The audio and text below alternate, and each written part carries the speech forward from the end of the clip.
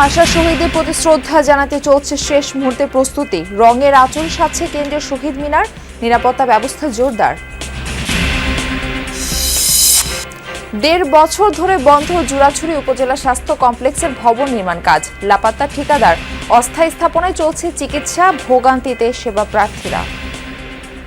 Available bed না থাকায় পেশেন্টটার ভর্তি অনেক সময় হয়ে যায়, কষ্ট হয়ে যায়। বাসস্থান থেকে শুরু করে এখানে স্টাফদের থাকার এই সমস্যাগুলো রয়েছে।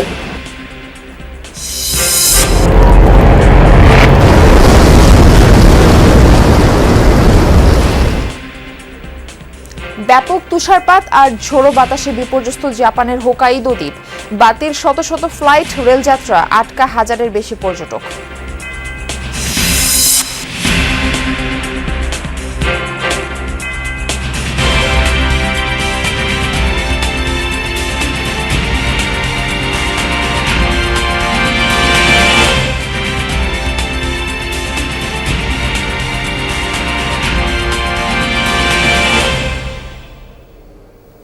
আমন্ত্রণ যমুনা নিউজে, আপনাদের সঙ্গে থাকছি আমি মারফি রহমান। এতক্ষণ শিরোনাম দেখছিলেন।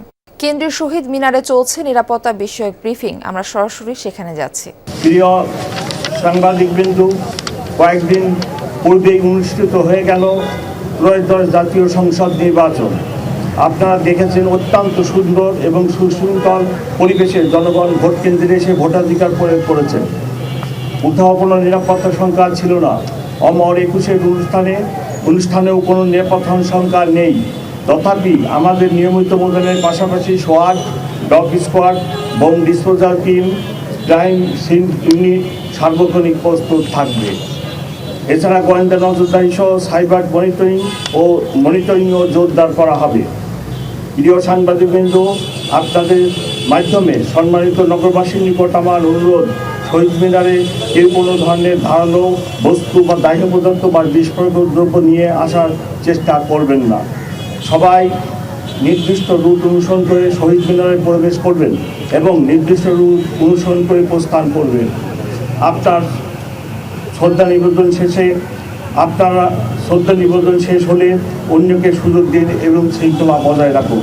প্রিয় উপস্থিতি, নিরাপত্তা ও শৃঙ্খলার স্বার্থে সন্ধ্যার পর থেকে ঢাকা বিশ্ববিদ্যালয় এলাকায় প্রবেশ পথে কিছু ডাইভারশন চালু থাকবে। ঢাকা বিশ্ববিদ্যালয় এলাকায় বসবাসকারী শিক্ষক, ছাত্র, কর্মকর্তা ও কর্মচারীগণ সেসব ট্রাফিক নির্দেশনা অনুসরণ করে আমাদের সহযোগিতা করবেন। আপনাদের সকলকে আন্তরিক ধন্যবাদ ও কৃতজ্ঞতা। আমার বক্তব্যের পরে ট্রাফিক ব্যবস্থা সংক্রান্ত বিষয়ে অতিরিক্ত পুলিশ কমিশনার ট্রাফিক কথা বলবেন।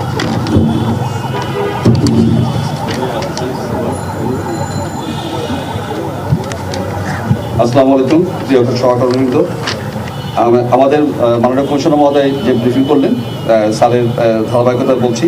আমাদের মহান শহীদ দিবস ও আন্তর্জাতিক মাতৃভাষা দিবস উপলক্ষে মূলত আমরা 7টি জায়গায় আমরা ট্রাফিক ডাইভারশন দিব। আমাদের Shahbag crossing, Nilkhet crossing, Shahidullah hall crossing, high court crossing, Chankharpul crossing, Palashi crossing এবং বক্সিবাজার ক্রসিং, এই জায়গাগুলোতে আমাদের ডাইভারশন থাকবে। এবং এই ডাইভারশনের পরে আমরা ওখানে প্রত্যেক ডাইভারশনে আমাদের লোক থাকবে, নির্দেশনা থাকবে যে কোন দিক দিয়ে আমাদের যাওয়া চলাচলটা হবে।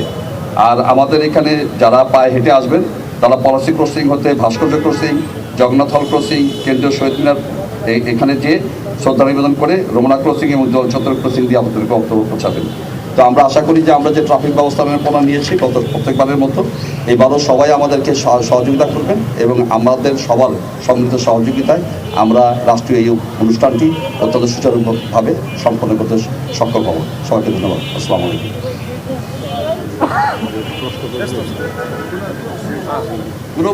স্যারের কাছে কোনো প্রশ্ন আছে আপনাদের?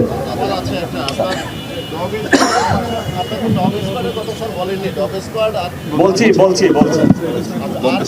আর কোথায় থাকছে? শুধু কি আপনার কি বলে আমাদের যে শহীদ মিনার কেন্দ্রিক যে নিরাপত্তা বলতেই থাকবে নাকি সারা বাংলাদেশে আপনারা সারা বাংলাদেশ তো ঢাকা মেট্রোপলিটন পুলিশটা, ঢাকা মেট্রোপলিটন পুলিশের আলাদা ব্যবস্থা সবসময় হয়। এবার জেলার কথা আমি বলতে পারবো না, আইজি সাহেবকে এই প্রশ্ন করেন। 15,000 পুলিশ সদস্য, পুলিশ অফিসার নিয়োজিত থাকবে। আমি আশা করি এখানে প্রতি বছরই আমাদের এটা হয়, সো আমাদের একটা রুটিন প্রোগ্রাম এটা, এবং জনসাধারণ অত্যন্ত ধৈর্য সহকারে ঢাকাবাসী আসেন এবং পরের দিন দুপুর পর্যন্ত ওনারা পুষ্পমাল্য অর্পণ করেন। আমি আশা করি যে কোনো সমস্যা হবে না, এবং নিরাপত্তা ব্যবস্থা শুধু শহীদ মিনার কেন্দ্রিক হয় না, আমাদের নিরাপত্তা ব্যবস্থা পুরো ঢাকা শহর নিয়ে, এবং পুরো ঢাকা শহরকে আমরা সিকিউর রাখার জন্য চেষ্টা করি। এখন চেষ্টা করে যাবো আপনাদের।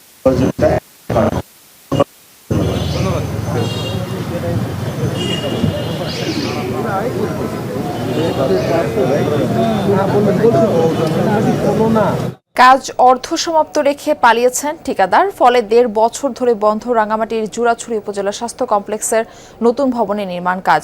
এখনও এটি পরিত্যক্ত। অন্য পাশে টিন শেড স্থাপনায় জোড়াতালি দিয়ে চলছে চিকিৎসা সেবা কার্যক্রম। স্থানীয় কয়েক হাজার মানুষের ভোগান্তি চরমে। দুর্গম পাহাড়ি উপজেলা জুরাইছড়ি কয়েক হাজার মানুষের একমাত্র ভরসা উপজেলা স্বাস্থ্য কমপ্লেক্স, কিন্তু সেটি এখন নানা সংকটে জর্জরিত। হাসপাতালে নেই পর্যাপ্ত শয্যা, অনেক রোগীকেই সেবা না দিয়ে ফিরিয়ে দেয়া হয়। বেশি ভোগান্তিতে পড়েছেন নারী ও শিশু রোগীরা। অনেক সময় একজন ডক্টর থাকেন, উনি চিকিৎসা করান, উনি সবকিছু দেখাশোনা করেন, যার কারণে ওনার কাছে একজনের পক্ষে এতগুলো রোগী দেখা পসিবলটা হয় না। অ্যাভেলেবল বেড না থাকায় পেশেন্টটার ধরুন ভর্তি অনেক সময় হয়ে যায়, কষ্ট হয়ে যায়, ভর্তি দিতে পারি না। প্রায় বর্ডার এরিয়া থেকে এখানে চিকিৎসা নিতে আসে, কিন্তু আমরা পর্যাপ্তভাবে এখানে চিকিৎসা পাচ্ছি না। নার্সদের জন্য নেই কোনো স্টাফ কোয়ার্টার। কেউ ঝুঁকিপূর্ণ ভবনে অবস্থান করছেন, আবার কেউ দূর দূরান্ত থেকে আসা যাওয়া করেন, ফলে ব্যাহত হচ্ছে জরুরি চিকিৎসা সেবা। আমাদের বাসস্থানের সমস্যা হচ্ছে, আমাদের বাসস্থানের ব্যবস্থা থাকলে এগুলো আমাদের জন্য ফ্যাক্টরি বা সবকিছুতে আমাদের জন্য একটু সুবিধা হতো কাজ করার ক্ষেত্রেও। সাপ থেকে শুরু করে বিভিন্ন দেখা যায় এখানে, আসলে এখানে একটা বাসস্থান থেকে শুরু করে এখানে স্টাফদের থাকার এই সমস্যাগুলো রয়েছে। এই সমস্যাগুলোর কারণে আসলে এখানে আমাদেরকে প্রকৃত সমস্যার মুখে নিতে হচ্ছে। স্বাস্থ্য কমপ্লেক্সের নতুন ভবন নির্মাণ কাজ শুরু হয়েছিল কয়েক বছর আগে, তবে 24-এর 5 আগস্টের রাজনৈতিক পট পরিবর্তনের পর কাজ অর্ধসমাপ্ত রেখে পালিয়ে যান ঠিকাদার। ভবনটি পড়ে আছে পরিত্যক্ত অবস্থায়। এটা নিয়ে কাজ চলমান। আমরা যেসব কাজ রিমেইনিং বাকি রয়ে গেছে রিমেইনিং কাজগুলোর তথ্য আমরা পাঠাচ্ছি। এখন ওই ইয়াটা সম্পন্ন হওয়ার পরে আমরা দ্রুত টেন্ডারে গিয়ে কাজটা শুরু করবে। জোবাইদ ইবনে শাহাদাত, যমুনা নিউজ। কক্সবাজারে ব্যস্ত দিন কাটালেন জার্মান ফুটবলার তারকা মেসুত ওজিল এবং তুরস্কের প্রেসিডেন্ট পুত্র। রোহিঙ্গা ক্যাম্পের পরিবেশ দেখার পাশাপাশি ফুটবল খেলেন শিশু কিশোরদের সাথে। রোহিঙ্গা জনগোষ্ঠীর শিক্ষা এবং জীবনমান উন্নয়নে আন্তর্জাতিক সব সংস্থাকে সহায়তায় এগিয়ে আসার আহ্বান জানান তারা।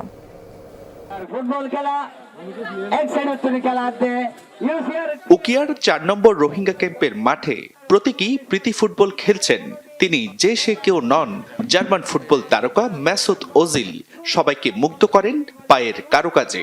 খেলা উপভোগ করেন তুরস্কের প্রেসিডেন্ট পুত্র বিলাল এরদোয়ান। মাঠভরা দর্শক ওজিল ওজিল বলে গলা ফাটান।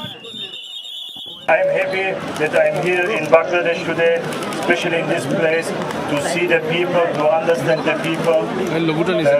As I said before, I wish both clubs all the best. এর আগে উকিয়ার 9 নম্বর রোহিঙ্গা ক্যাম্প পরিদর্শন করেন বিশ্ব নন্দিত এই ফুটবলার সহ পুরো টিম। ক্যাম্পে বসবাসের পরিবেশ, শিক্ষা, স্বাস্থ্যসেবা ও মানবিক সহায়তা কার্যক্রম ঘুরে দেখেন এবং রোহিঙ্গাদের সঙ্গে কথা বলেন। 16 নম্বর ক্যাম্পের টিকা মিউজিক স্টুডিও এবং টিকা কম্পিউটার ও রোবোটিক্স ল্যাব উদ্বোধন করেন। সকালে কক্সবাজারের শরণার্থী ত্রাণ ও প্রত্যাবাসন কমিশনার কার্যালয়ে সংবাদ সম্মেলনে রোহিঙ্গা জনগোষ্ঠীর মানবিক সংকট, আন্তর্জাতিক সহায়তা, শিক্ষা ও ক্রীড়ার মাধ্যমে শিশু কিশোরদের মানসিক উন্নয়নের গুরুত্ব তুলে ধরেন Bilal Erdogan. And I hope we can do all those better in this time of compassion. And I hope having the first iftar with Rohingyas will send a strong message to the whole Muslim world to remember the Rohingyas, to support them. তুর্কির জনগণ সহ সারা বিশ্বের মানুষকে বুঝাতে চাচ্ছেন যে আমরা রোহিঙ্গাদেরকে আমাদের পরিবারের সদস্য হিসেবে বিবেচনা করি, সারা পৃথিবী যাতে তাদের পাশে দাঁড়ায়। দিনের কর্মসূচির শেষ পর্যায়ে তারা রোহিঙ্গা শরণার্থীদের সঙ্গে ইফতারে অংশ নেন। জুবাইর রিফাত, যমুনা নিউজ। রোহিঙ্গা ক্যাম্প পরিদর্শন শেষে ফেরার পথে দুর্ঘটনার কবলে পড়ে মেসুদ উজিল ও বিলাল এর দোকানের একটি গাড়ি। পুলিশ জানায় বৃহস্পতিবার সন্ধ্যায় কক্সবাজারের টেকনাফ সড়কের কুতুপালং এলাকায় ভিআইপি বহরের পুলিশের একটি গাড়ির সঙ্গে অটোরিকশার সংঘর্ষ হয়। এ ঘটনায় উজিল, বিলাল বা অন্য কেউ আহত হননি। দুর্ঘটনায় অটোরিকশাটি দুমড়ে মুচড়ে যায়, আহত হন চালক। পরে আহত চালককে স্থানীয়ভাবে চিকিৎসা দেওয়া হয়। দুর্ঘটনার সঙ্গে ক্ষতিগ্রস্ত অটোরিকশাটি জব্দ করা হয়েছে। বিষয়টি তদন্ত করে প্রয়োজনীয় আইনগত ব্যবস্থা নেওয়া হচ্ছে বলেও জানিয়েছে পুলিশ।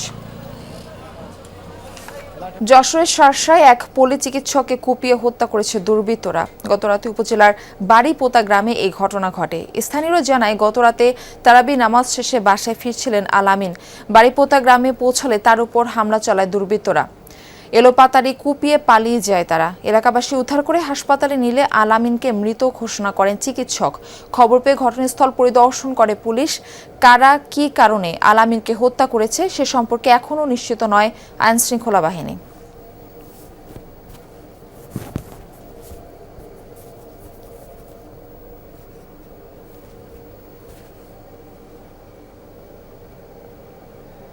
ফ্রান্সের বিভিন্ন শহরে মিউনিসিপাল নির্বাচনে এবার লড়তে যাচ্ছেন একাধিক বাংলাদেশি বংশোদ্ভূত ফরাসি নাগরিক। আগামী 15 ও 22 মার্চের এই নির্বাচনে কাউন্সিলর পদের জন্য প্রতিদ্বন্দ্বিতা করবেন তারা। বাংলাদেশি বংশোদ্ভূত প্রার্থীদের মধ্যে রয়েছেন রাব্বানী খান, নয়ন এনকে, শরুফ সদিওল, নাসির উদ্দিন ভুইয়া এবং জুবাইদ আহমেদ। ফ্রান্স থেকে সহকর্মী আবু তাহিরের প্রতিবেদনে এর বিস্তারিত থাকছে। আগামী 15 ও 22 মার্চ ফ্রান্সে অনুষ্ঠিত হতে যাচ্ছে মিউনিসিপাল নির্বাচন, যেখানে এবার কাউন্সিলর পদের জন্য লড়তে যাচ্ছেন একাধিক বাংলাদেশি বংশোদ্ভূত ফরাসি নাগরিক। তাদের মধ্যে স্তা থেকে কাউন্সিলর পদের জন্য লড়ছেন রাব্বানী খান, ভিলনভ-সাঁ জর্জ থেকে নয়ন এনকে, সেন্ট দেনিস থেকে শরুফ সদিওল। এছাড়াও লাকার্নভ থেকে নির্বাচনে অংশ নিতে যাচ্ছেন নাসির উদ্দিন ভুইয়া, ইভরি-সুর-সেন থেকে জুবাইদ আহমেদ এবং ক্রেতেই থেকে লড়বেন ফাহিম মোহাম্মদ। প্রত্যেকেই রাজনীতির মাঠে সক্রিয়, সফল ব্যক্তিগত জীবনেও। নিজ নিজ এলাকায় কাজের মাধ্যমে এরই মধ্যে তারা হয়ে উঠেছেন বেশ পরিচিত ও জনপ্রিয়। তাদেরকে ভোট দিতে বাংলাদেশি বংশোদ্ভূত ফরাসি নাগরিকদের প্রতি আহ্বান জানান এসব কাউন্সিলর পদপ্রার্থী। যারা বাংলাদেশি বংশোদ্ভূত ভোটার এবং এই দেশে জন্ম বাংলাদেশি ভোটাররা আছেন, সকলের প্রতি আহ্বান জানাবো আপনারা সবাই জনাব আবু মারুদ দুকুরেকে ভোট দেবেন এবং ওনার প্যানেল থেকে আমাকে আপনাদের পাশে থেকে সেবা করার সুযোগ করে দিবেন। ভিনুসুফসেন শহরেতে যদি কিনা আমাদের দল লাফন সামসমের দল জয়যুক্ত হয়, তো সেক্ষেত্রে আমরা যে বিষয়টা নিয়ে কাজ করব সেটা হলো এডুকেশনের বিষয়টা নিয়ে। ফ্রান্সের ভবিষ্যতে যারা কিনা ফ্রান্সে ইতিমধ্যে বসবাস করছেন তাদের জন্য আমার এটাই দাবি থাকবে যাতে করে ফ্রান্সের মূলধারার রাজনীতিতে সবাই যুক্ত হতে পারে। এর আগে 2020 সালের মিউনিসিপাল নির্বাচনে অংশ নিয়েছিলেন প্রায় 15 জন বাংলাদেশি বংশোদ্ভূত প্রার্থী। রেজবানা সাইমা, যমুনা নিউজ। রমজান মাসে কোরআন প্রশিক্ষণকে কেন্দ্র করে 2 ইসলামী সংগঠনের কারণে বিড়ম্বনায় পড়েছে সিলেট এমসি কলেজ কর্তৃপক্ষ। তালামিজে ইসলামিয়ার দাবি, শিবিরের বাধার কারণে কোরআন প্রশিক্ষণ কার্যক্রম করতে পারেনি তারা। তবে এমন অভিযোগ অস্বীকার করেছেন শিবির নেতাকর্মীরা। সিলেটের ঐতিহ্যবাহী এমসি কলেজ জামে মসজিদে বেশ কয়েক বছর ধরেই রমজানে শিক্ষার্থীদের কুরআন প্রশিক্ষণের কাজ করে আসছে তালামিজে ইসলামিয়া। সংগঠনটির দাবি, প্রশাসনের মৌখিক অনুমতি নেওয়া হলেও এবছর ছাত্র শিবিরের বাধার কারণে কুরআন প্রশিক্ষণ কার্যক্রম করা সম্ভব হয়নি। আমরা আসলে ছাত্র শিবির ভাইদের বাধার কারণে আমরা করতে পারিনি। সশরীরে অনেককে আমি বলছি যে ভাই যদি আপনারা এই সময় দিতে পারেন সমস্যা না, আমাদের সাথে সময় দেন, আমরাও আপনাদের সাথে সময় দিতে প্রস্তুত আছি, কিন্তু তারা মানে নাই। 16 তারিখে আপনার এই ছাত্র শিবিরের সভাপতি ইসমাইল খান এই হোস্টেলে যান, যদিও উনি হোস্টেলের এই ছাত্র না, আবাসিক ছাত্র না। উনি যাওয়ার পর এই যখন আমাদের এই ব্যানারটা দেখেই উনি আমাদের এইটা ছিঁড়ে অনেক অকথ্য ভাষায় গালাগাল করেন, যা মুখে বলা সম্ভব না। মসজিদ কর্তৃপক্ষ বলছে কোরআন প্রশিক্ষণে অংশ নেওয়ার আহ্বান জানিয়ে প্রথমে ব্যানার লাগায় তালামিজ। 2 দিন পর শিবিরের পক্ষ থেকেও সেখানে ব্যানার লাগানো হয়। কারা শোনাইছে একটা জানি না, কইতে পারি না, তবে লাগাইছিল তারা প্রথমে তালামিজে ইসলামিয়া। 2 দিন পরে দেখছি ফজরের নামাজ পড়িয়া বা ছাত্র শিবির যারা আছে তারা ব্যানার অনেকটা টাঙ্গাইছে। এদিকে ছাত্র শিবিরকে জড়িয়ে এমন অভিযোগ অপপ্রচার বলে জানান সংগঠনটির কলেজ সভাপতি। অভিযোগ হচ্ছে টোটালি হচ্ছে একটা মিথ্যাচার। প্রশাসন থেকে তাদেরকে বলা হয়েছে, আমাদেরকে বলা হয়েছে এই বছর আমরা কোনো ছাত্র সংগঠনকে অনুমতি দেব না যে এখানে কোরআন প্রশিক্ষণের জন্য, বরং আমরা প্রশাসনের পক্ষ থেকে শিক্ষক নিয়োগ দিয়ে আমরা হচ্ছে এখানে কোরআন প্রশিক্ষণ কোর্স চালু করব। এটাই হচ্ছে প্রকৃত সত্য।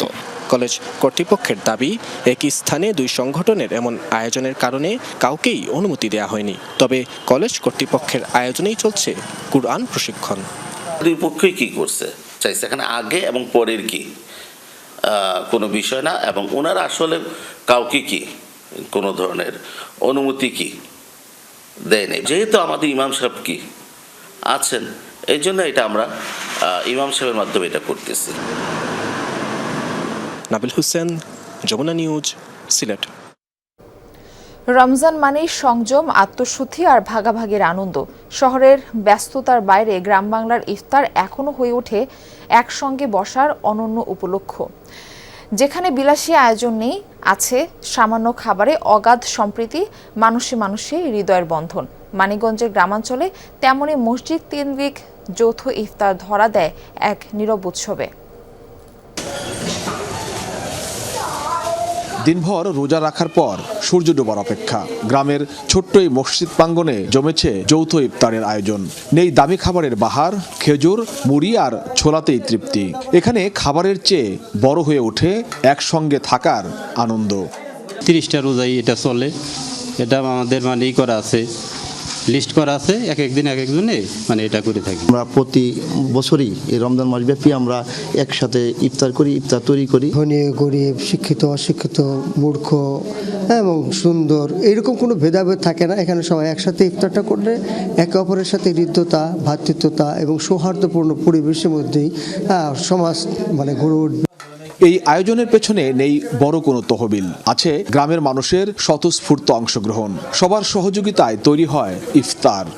আমরা যুব সমাজ যারা আছি, যাদের বাড়িতে লোক সংখ্যক কম, আমরা যে বাড়িতে বাড়িতে যে ইফতার নিয়ে আসি এবং আমরা সবাই আনন্দের সাথে এই ইফতার উপভোগ করি। সবগুলো বানানো হয়, বানায় মুরব্বীদের বিতরণ করে দেওয়া হয়, তারপরে ছোট পোলাপান থাকে তাদের বিতরণ করে খাওয়াই, অনেক আনন্দ লাগে। মানিকগঞ্জের শ্রীবাড়ি গ্রামের মতো জেলার বেশিরভাগ গ্রামেই মসজিদ কেন্দ্রিক এমন ইফতারের আয়োজন থাকে রমজান জুড়ে। এমন ভাগাভাগির মধ্যেই রমজানের প্রকৃত শিক্ষা খুঁজে পায় গ্রাম বাংলা। রোজাটা যেমন আমরা আল্লাহর সন্তুষ্টির জন্য রোজা রাখি, ইফতার করাটা একটা ইবাদত, এবং সবাই মিলে করলে এটা আনন্দও হয় এবং ইবাদতও হয়। প্রতি বছরই এই ইফতারের একটা আয়োজন করি। এই ইফতারটা আমাদের মহল্লাবাসীর মধ্য থেকেই, গরিব তারপরে ধনী সবাই মিলে আমরা এটা করি। আজানের ধ্বনিতে একসঙ্গে ভাঙে সবার রোজা। সামান্য খাবারেই তৃপ্তি, কারণ এখানে আছে হৃদয়ের বন্ধন, আছে সম্প্রীতির স্বাদ। গ্রাম বাংলার এই যৌথ ইফতার শুধু ধর্মীয় আনুষ্ঠানিকতা নয়, মানুষে মানুষে ভালোবাসা আর সহমর্মিতার এক উজ্জ্বল উদাহরণ, যেখানে সামান্যতেই তৈরি হয় বড় আনন্দ। B M Khorshed, Jamuna news, Manikganj. রমজানের প্রথম জুমা ঘিরে আল আকসা মসজিদ ঘিরে নেওয়া হয়েছে কঠোর নিরাপত্তা। অতিরিক্ত পুলিশ ও নিরাপত্তা কর্মী মোতায়েন করেছে ইসরায়েল। পুরো শহর, পবিত্র স্থান ও যাত্রাপথগুলোয় টহল দিচ্ছে তারা। রাস্তায় রাস্তায় চলছে তল্লাশি। এবার পশ্চিম তীর থেকে সর্বোচ্চ 10,000 ফিলিস্তিনিকে আল আকসায় নামাজ পড়ার অনুমতি দিয়েছে ইসরায়েলি কর্তৃপক্ষ। 50 পুরুষ ও নারীরাই কেবল প্রবেশ করতে পারবেন প্রাঙ্গণে, সঙ্গে নিতে পারবেন 12 বছরের কম বয়সী শিশুদের। অবশ্যই নিতে হবে নিরাপত্তা ছাড়পত্র। এদিকে পবিত্র আল আকসা মসজিদের বেশ কয়েকজন ইমাম ও খতিবের উপর স্থাপনাটি প্রবেশে নিষেধাজ্ঞা দিয়ে রেখেছে ইসরায়েল।